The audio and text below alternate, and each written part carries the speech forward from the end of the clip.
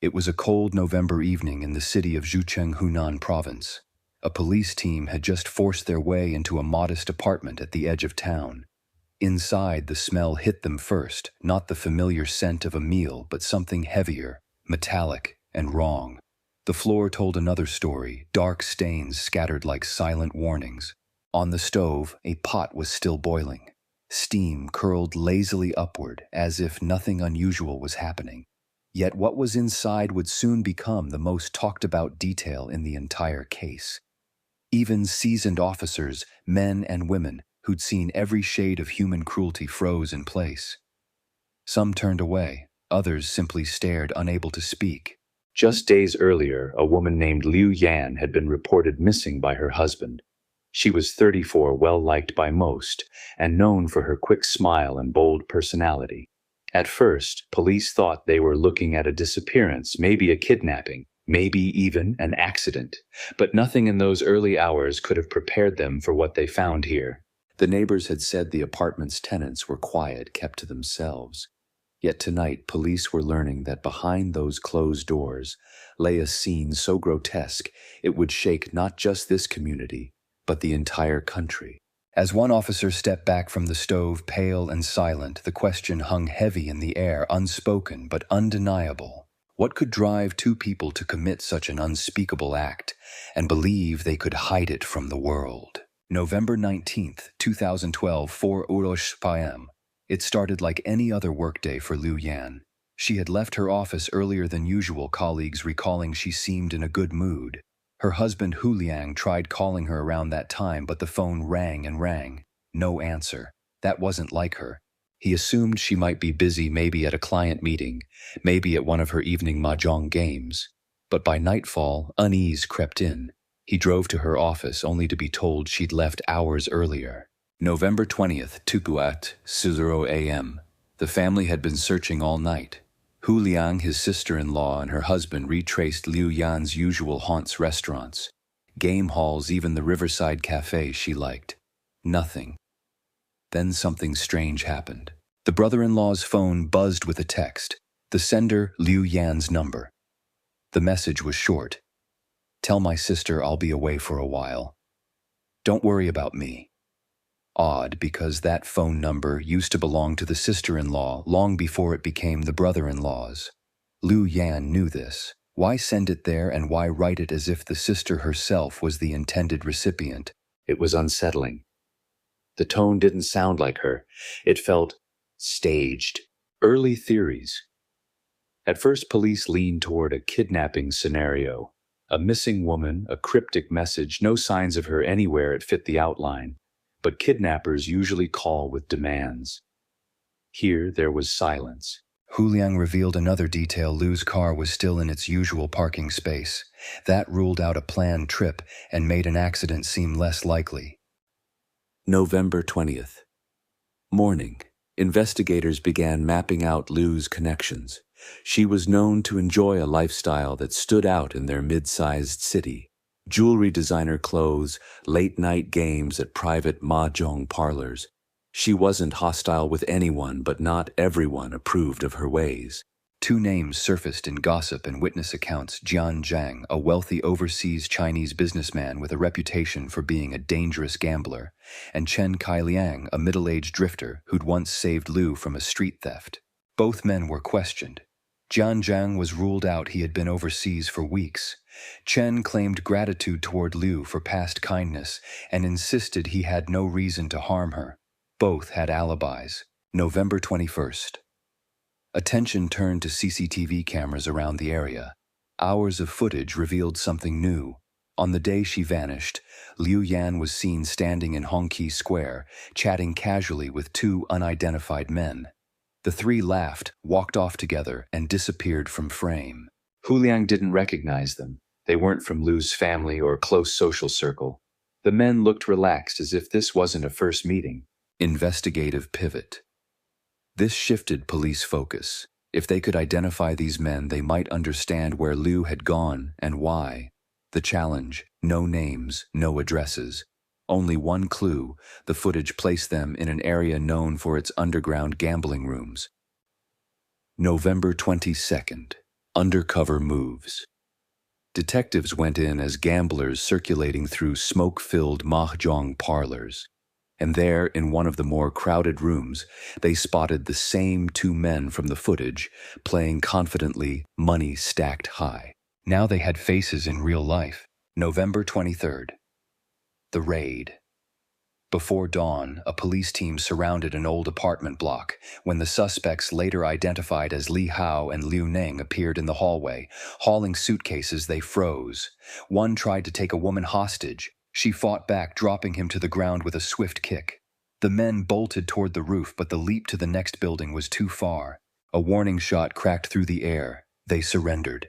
What came next? The search of their apartment would turn this from a missing persons case into one of the most chilling criminal files in the city's history. The hallway outside the suspect's apartment was dim, lit only by the flicker of a faulty bulb. Officers moved in quietly, weapons drawn, every step measured. The moment the door swung open, the atmosphere changed. The air was thick, a heavy, unfamiliar scent that clung to the skin. One officer later said it was the kind of smell that makes your instincts recoil before your mind even catches up. The living room was cluttered, but ordinary enough, playing cards scattered on the coffee table, bottles of cheap liquor, cigarette burns marking the floor. But then in the kitchen, the scene shifted from suspicious to unthinkable. On the stove, a large pot bubbled steadily.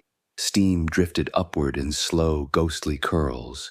Nearby, the tiled floor bore faint but undeniable stains, and on the wall, irregular smears caught the light in a way that made even the most experienced detectives hesitate. The pot was opened. What they saw inside stopped everyone cold. Even without words, they knew this was no normal meal. I can't help but wonder, in that moment, did any of them hope even briefly that it was something else, that their senses were lying? Forensics was called in immediately. Technicians began photographing every inch of the apartment. They collected samples from the pot, swabbed the stains, and bagged a pile of personal items, clothing, a handbag, and several pieces of gold jewelry. The items matched descriptions given by Hu Liang just days earlier. Meanwhile, Li Hao and Liu Ning were transported to the station. In the first round of questioning, they deflected. They claimed the contents of the pot were pork minced for steamed buns. As for the suitcases, they were allegedly packed for a holiday trip. When asked why they'd tried to flee, one mumbled something about fearing arrest for selling banned goods. But inconsistencies stacked up quickly. Their timelines didn't match. Their stories contradicted each other, and then the lab results came back. The samples taken from the pot were confirmed to be human tissue. Blood stains on the floor matched the DNA profile of Liu Yan. It was a turning point. Under the weight of the evidence, the suspect's bravado began to crack. After hours of cross-examination, their evasive responses gave way to fragmented admissions: how they had met Liu Yan, why they targeted her, and the series of events that led to that apartment kitchen. The details were chilling, but what struck investigators most wasn't just what had been done. It was the cold calculation behind it. These weren't impulsive acts born of sudden rage. This had been planned. By nightfall, detectives had a new mission: retrace every step of that plan from the first meeting to the final moments, and understand how a woman who thought she was meeting acquaintances never made it home. On paper, Li Hao and Liu Ning were just two middle-aged men trying to get by in a mid-sized city. In reality, their lives had been shaped by long stretches behind prison walls. Li Hao, 38, had been convicted of theft in the late 90s and sentenced to 15 years. He served most of it but was released early for good behavior. Liu Ning, older at 48, had two separate stints in prison, one for assault, another for causing intentional injury. Neither had stable work after their release. Neither had much patience for the low-paying labor that was available. When you combine long-term unemployment with a taste for high-stakes gambling, you get a dangerous mix. Both men spent hours in smoky mahjong parlors, drifting from one game to another, chasing wins that rarely came. They began borrowing heavily, sinking deeper into debt. And in those circles, you hear things: who's got money, who plays big, who walks home late at night. That's how Liu Yan caught their attention. She stood out. gold bracelet, diamond-studded earrings, and a habit of bringing thick stacks of cash to the table. They watched her for weeks. She seemed friendly, even generous, chatting with regulars and treating acquaintances to meals after a big win. To Li Hao and Liu Neng, she wasn't just another player, she was an opportunity. According to their eventual statements, the idea started small: follow her, see if there was a way to rob her quickly and vanish. But the more they watched, the bolder the plan became. By early November, they'd decided they wouldn't just take her winnings, they'd take everything she had on her that night and anything they could force her to hand over. On the morning of November 19th, Li Hao called Liu Yan. He claimed a friend was selling an apartment and asked if she could come give her opinion on whether it was a good deal. It was an easy sell. She'd often offered advice on property to acquaintances. The location they suggested was near Hongqi Square, a place she knew well. CCTV later captured the meeting, Liu Yan chatting comfortably with the two men before the trio walked toward a waiting car. From there, she vanished from public view. Police say the suspects drove her to the apartment where they were living. At first, they played the part, showing her around, pointing out renovations they'd supposedly made. Then, when her guard was down, they acted.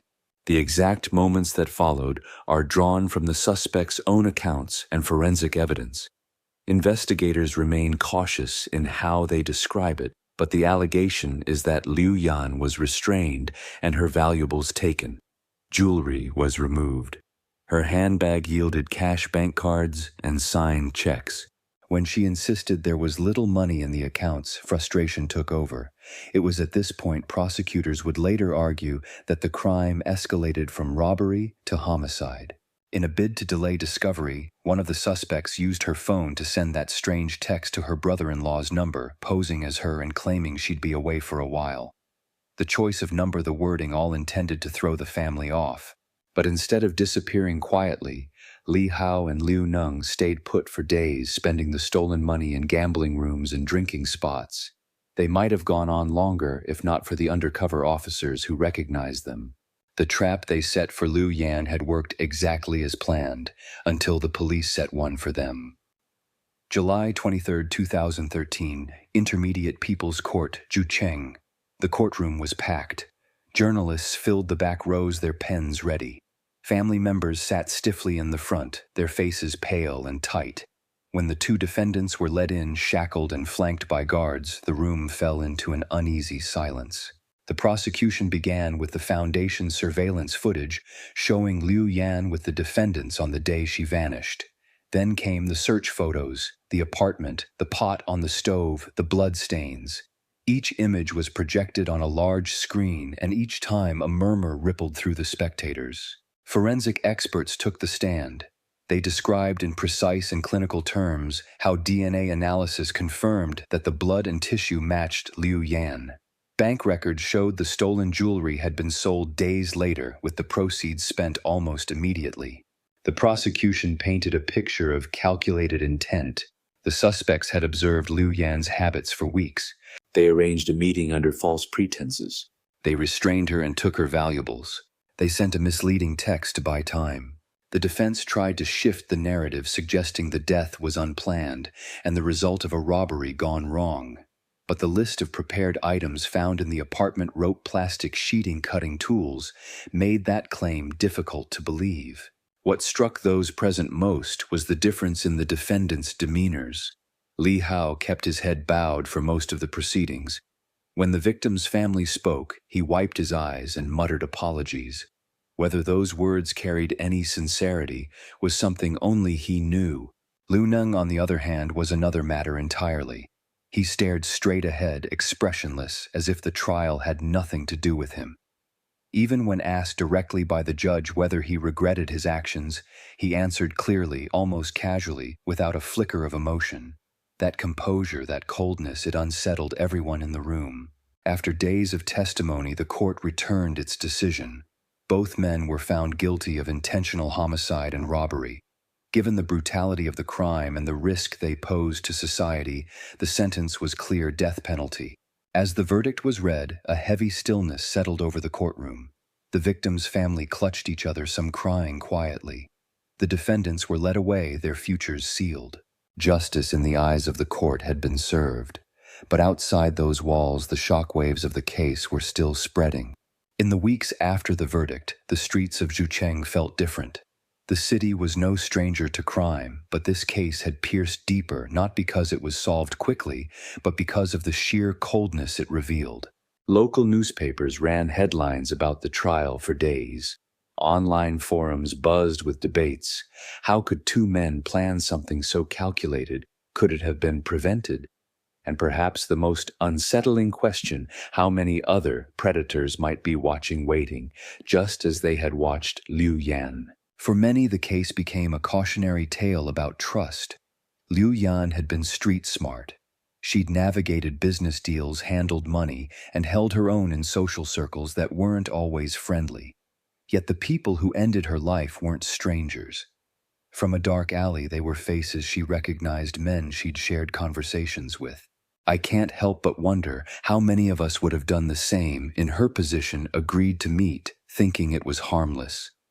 Thinking we could read the intentions of the people we knew. The uncomfortable truth is that danger rarely announces itself. It often arrives with a smile and a familiar voice.